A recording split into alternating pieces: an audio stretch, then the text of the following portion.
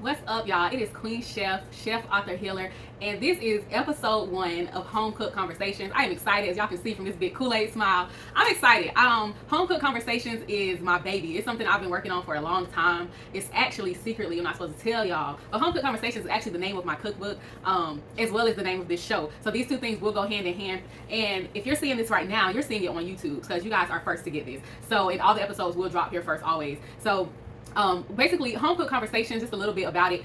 This is just the other side of me. This is the other part of me. So when I say chef, author, healer, I mean every word. So on one hand, you get my cooking lessons. That's the playlist of new recipes for you also on this channel. But also, this side will be the life lessons. So that's what Home Cook Conversations consists of. These are basically just different parts of me, different parts of who I am, and kind of a new way to display what I'm about. It's not new at all because Home Cook Conversations has been in the works since 2021, and it'll finally make it out to you guys in 2024. But I am chef, author, healer to the core. Like, I mean every word of that. I am a self-taught chef. I started as a home cook. I'm gonna get into all that in a minute.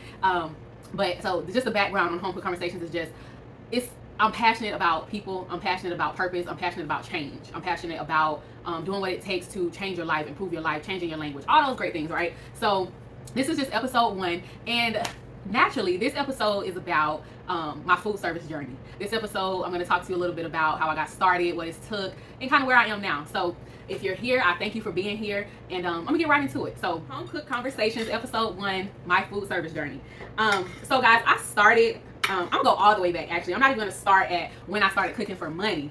I started learning to cook, learning different things in the kitchen I was probably about 6 years old. I can't remember if I was 6 or 7, but I was about 6 or 7, and we used to, gather around in my grandma's kitchen. I'm born in Fort Myers, Florida, raised in Orlando, Florida. But we used to gather around in my grandmother's kitchen, and we all started learning with different things, like, for example, when it was time to do Thanksgiving, or we were having big family gatherings, like everybody had a task. We would be around in the kitchen like this. I'm sure that every household was like this.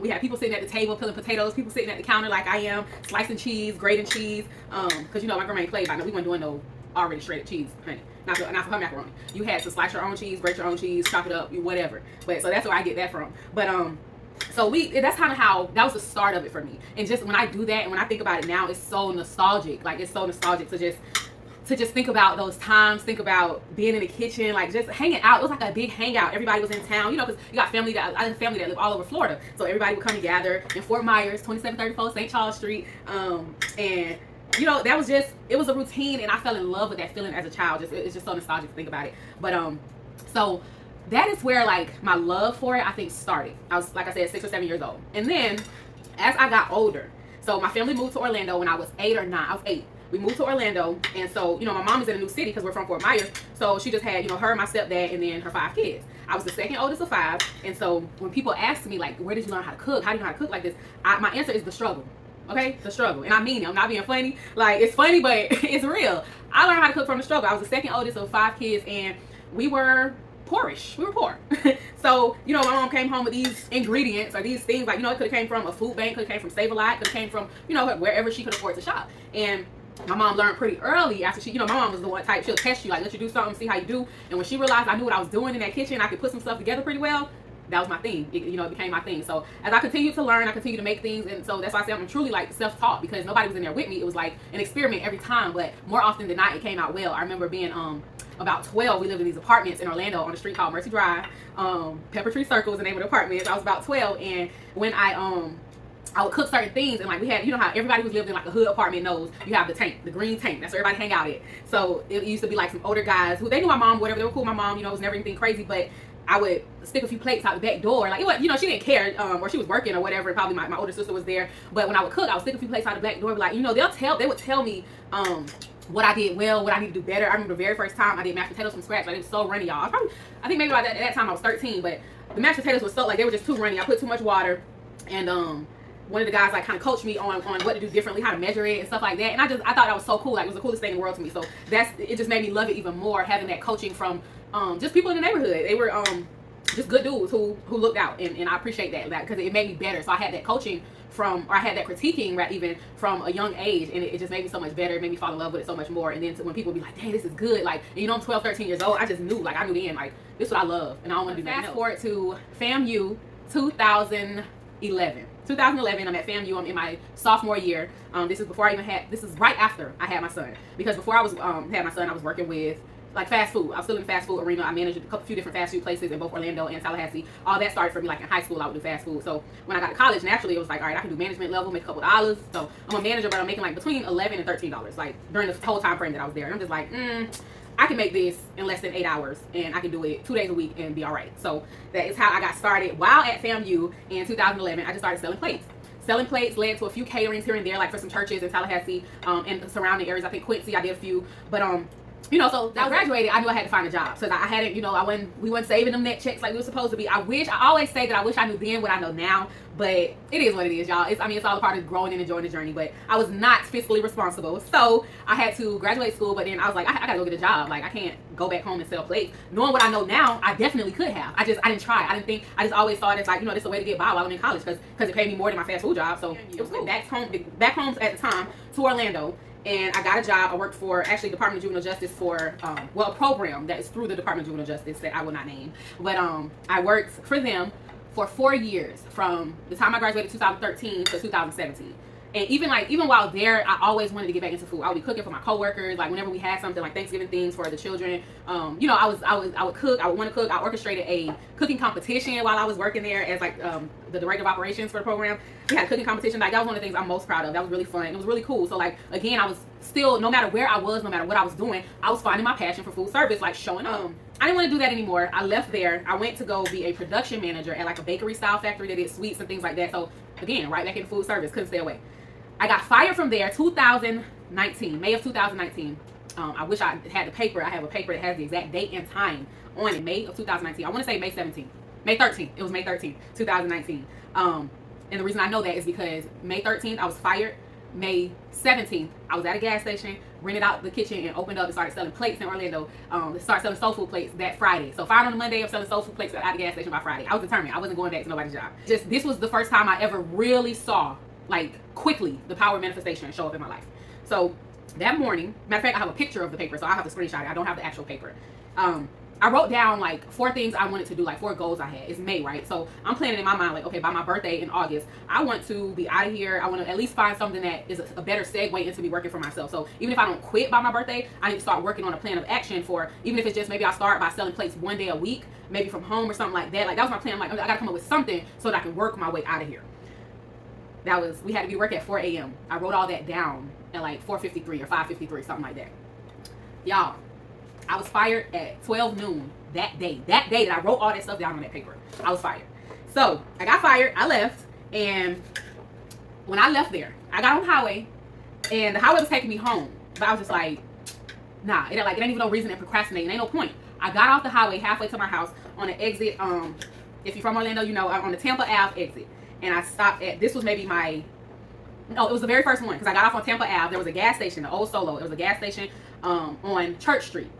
And I think it's shut down now, but there was a gas station there. I went in there. I talked to the owner. I was like, look, I see you have this kitchen. And that's basically what I was doing. That was my plan of action. Upon getting fired, that was my plan of action. I'm going to go in every gas station I know of in the hood, or that I know used to sell food, has a kitchen part. If they have a kitchen in there, I'm going to ask them how much they want for me to rent it, and I'm going to rent it, and I'm going to sell this food. Like, that's how it's going to go.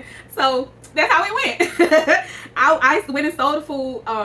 That was the first gas station I went to, but I talked to him, got his numbers or whatever, and I was like, I'm gonna still go keep looking. So I still, along my trail home, I'm driving, I go down John Young, Pine Hills, all these different roads like that I know have gas stations with kitchens, and you know, I would just stop and talk to the owner. Now, just my luck, the very first one I went to is the one that ended up working out. None of the others they already had somebody in there, or they were trying to get it themselves. I ended up going to the very first one because none of the others worked out. And what happened was I stayed there from May to August, because it worked out initially, but then I got up in there good, and it was like, okay, this man don't want to fix nothing, the plumbing, like, I can't sell food. It went really well. That's actually, selling soul food out of gas station Orlando is how I made my name for myself. It's how, like, it was a lot of hard work. It was not easy. I wasn't popular in Orlando. Like, I became popular for food, put it like that. But I wasn't like now I'll go back there. It's been a while, maybe like a year, but I'll go back there and do like pop-ups. When I don't do it anymore, but when I have done that, like, it's been great for me because I built my name doing soul food from that gas station. So it did not pan out, but I'm forever grateful. Like, I'm forever grateful for that, because that's how I got my start for real. Like, that's what saved me when I got fired. I had never been fired in my life. That was my first time, and I just made a decision that day that, like, that was gonna be my last time. Wasn't nobody ever gonna get the opportunity to fire me again, because I was like, I don't like this shit. So nobody's getting that opportunity again, right? I'm back Tuesday with the price he wanted, with the money. I had to call in a few favors. Because I had just got fired. I'm like, I don't know how this is gonna go. So called him a few favors, came back with the money he wanted, and I was like, all right, today Tuesday, when can we get this going? Because I'm ready. Like, you know what I'm saying? I was ready. I don't need to learn no recipes. I don't need to learn how to run no business. Like, I know I have, at this time, like, I know I have it in me. I don't think I know everything, not know it all, but I know I have it in me. I know what I'm capable of. So I was ready. We set it up. I brought the money back Tuesday, Friday, got on Facebook Tuesday night and announced that I got fired from my job and I'm selling plates. And I started selling plates. So from May 2019 to August, that's what I did. And like I said, it was just issues with the plumbing, with the cleanliness, and just respecting the space. Like you know, I'm paying you, I'm renting the space, but come on, like, you gotta respect my boundaries. You can't just be putting certain stuff in here and this workspace, and I work here and I handle food. So, you know, that's one area I don't play. So I don't play about that. So anyway, long story short, got up out of there, went to another little location, but it was kind of like the same thing. It was like good people, good dude who helped me out, like gave me somewhere to be, but I only stayed there throughout like September. By October, I was back at home cooking plates. It was like college all over again, because it was like, this is the only place that I know the cleanliness level in here. I know what's going on in here when I'm not here. You know what I'm saying? Like, I can't. So, started selling plates. Did that through the rest of 2019, into 2020, and then COVID. COVID came, officially like March 2020. So, I was just like, dang, like, I had also started doing catering. So catering is going good. Like, catering is picking up around like October, November. Like, the whole time that I'm also selling plates at home, I'm booking catering jobs as well. So, you know, and I had a commissary agreement. Like, I had found a commissary in the city to get my catering license. So whenever I would do catering for events, I would go to the commissary and work, and I was still selling my plates. So it was working out, at least like to get me started, figure out what my next plan of action was going to be, put up money for like down payments, whether it was going to be a food truck. I was still thinking on it, but I worked while I was thinking. I just continued to work, do what I love. It slowed down drastically because people can't gather now. Like, you know what I'm saying? What ended up happening was catering slowed down, but I just went harder with selling plates. Like, I would do plates maybe like 4 or 5 times a week, sell slices of cake on the side of the plates. Like, because, you know, it was COVID, but people were still, it was just like curbside with a restaurant. People would still come pick up their plates or whatever. So I just continued that. But during that time, that's also when I came up with the idea that's when I got serious, because I had the idea for a long time, but that's when I got serious about putting out my seasoning line. So I started the process of doing my seasoning line, contacted like different co-packers, started the research process, had my seasoning line, getting ready. I was getting ready to relocate to another city. Little did I know that was going to be a disaster, because relocate to another city was like, you got your name going good in Orlando, and now you got, like, this is terrible. It's a terrible idea. Why would you do this? Why would you leave? Why you know, it's like hitting big on a machine at the casino, and then you like hit big and then get up and leave. Like, why are you crazy? What are you doing? But that's what I did. I left. I still had my seasoning line going, but I was basically starting over with catering in another city. After deciding to leave, I was like, okay, I gotta get back to Central Florida. Like, that's where I want to be at. So I'm back. I came back June 2000, not to Orlando. I'm in the Tampa Bay area now, but I love it here, by the way. I love it here because I'm close enough to Orlando that I can get there when I need to. A lot of my clients are still there, so, and I still service the Orlando area. A lot of partnerships with different like venues and different things like that, from Groveland, Orlando, all over Orange County. And then a lot of my clients will call when they're renting like an Airbnb in Kissimmee, different things like that. They still call me, so it's cool. I love it here.